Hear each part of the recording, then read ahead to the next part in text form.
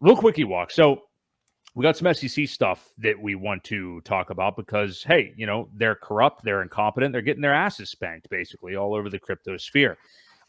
Specifically right now, this judge in the Coinbase case. So this just kind of hit the courtroom last week. There was lots of stuff all over Twitter. What's his name? Meet Kevin, I think, unfortunately, was the one live streaming it.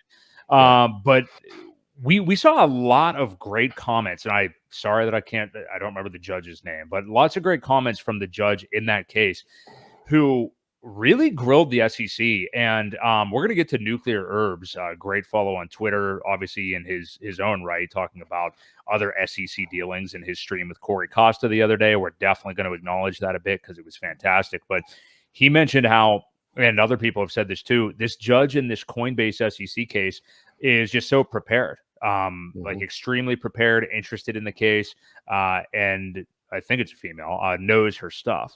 Yes.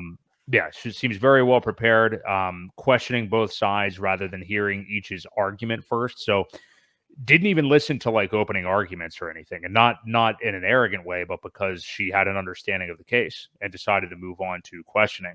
The judge had 14 pages of questions ready. I read, understood the terminology and the technology, which that's a huge thing. I mean, you don't want to get in some of these courtrooms with these things right now with somebody who doesn't know shit about any of this stuff, which unfortunately is kind of what we're dealing with some of the governments. But anyway, this case will likely continue forward to discovery and move on. But Coinbase, at this point, likely the favorite since the SEC complaints are typically, lacking, as we know personally. And they are the plaintiff after all. So the whole thing could be fixed if Congress kind of just had legislation here. But some of the news that you are seeing out from this case, what do you make of it? Because I tell you what, it's just more and more bullish stuff. I feel like for anybody that has an issue with the SEC in the crypto space. So what can you kind of add in that maybe I didn't see, or what are your thoughts on this so far? Well, so I know that day specifically, I was working from home, working remotely, and I actually listened to almost all of it, like probably 85, 90%. And one of the things that stood out to me, I think is it Judge Ito or something like that? I think is her name. I think anyway, one of the things that she had said was that Senator Cynthia Loomis, had done an amicus brief and submitted it, and basically said, you might want to stay away from this, because there was a lot of things written in it that basically stated, until the SEC gets their stuff together and starts setting some sort of formalized rules, that was her advisement. She should probably stay away, and I was impressed how read up she was, and she had definitely done her homework, to the point of when she was questioning the guys from Coinbase, she kind of led them a couple times to answer questions where it kind of painted the SEC into a corner. I forget one of the specific ones was something to do with when a customer buys, do they have recourse or something like that, or the ability to object the sale anyway? And the answer is no. And that's one of the big things with an investment contract is you can kind of go back on it if something doesn't work out, the way it's supposed to. So she kind of led them in that direction, which I found interesting. And I forget, there was another one. I can't even remember what it was about now, but she did it twice that I remember. And just kind of, it was one of those aha moments where the lawyer was like, oh, wait, no, what I mean? Because he realized what she was doing. So kind of interesting, kind of wish, Richard Hart had this judge, because she seems very up to date on what's going on, trying to classify all these things, basically stated that the Howey test is pretty outdated. This thing was written in the 20s, I believe.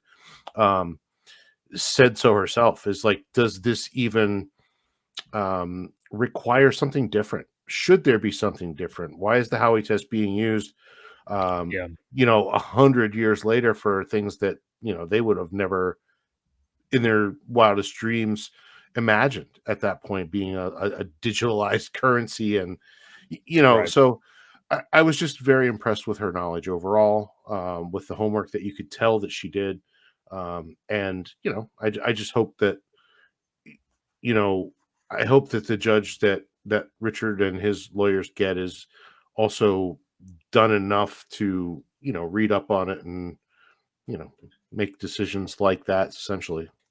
Yeah, that's going to be Judge Amon, and we'll get to her a little bit here when we talk about the nuclear herbs in Corey Costa's stream, which was fantastic the other night. But the judge in this Coinbase case is actually Judge Failla, or Failla, Failla. But yeah, I did see her comment. I mean, her specifically talking about like, well, how can the Howey test roll on something like this when it was not a thing? I mean, there was not even internet, of course, when that was created. So, Right. quite different times. And I'm with you 100%. Yeah, the more judges come correct like this and kind of know this technology and what's going on in some of the background, the better we'll be. And I mean that for all of crypto, and really want that from any judge in any case. But the SEC, and that goes to the thing you and I have been talking about on this show for months, is that these judges aren't stupid. They've been out there. They read the news. They know what the SEC has been doing. They know their track record, how much they've been losing. And judges get pissed off whenever their time is wasted. I mean, that is something that I think is pretty uniform. Yeah. If you look around just courts of law, I mean, like, and the SEC are the time wasters here. I mean, they're the ones that are, they're the plaintiff in all these cases. They're the one filing these suits and then showing in their complaints that they don't even know what they're complaining about, or their details are shit, Yeah. And judges don't take kindly to that, because they're already backed up. Exactly. One of the things she brought up too was staking. I don't know if you caught that part or not. I'm not sure. But she said, isn't staking kind of like putting it in a savings account? She's like, I think you mentioned that to me. What's the difference? I thought that was interesting too. So, she definitely studied.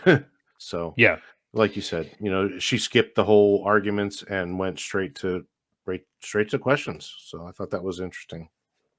Yeah, it's going really well though. And I mean, we'll continue to monitor that. But I mean, again, it's just been all crypto versus the SEC here for the last year or so. So we'll continue to monitor that one. And it's obviously a huge benchmark for the industry. I mean, Coinbase obviously being the most used exchange in the United States anyway. Right. So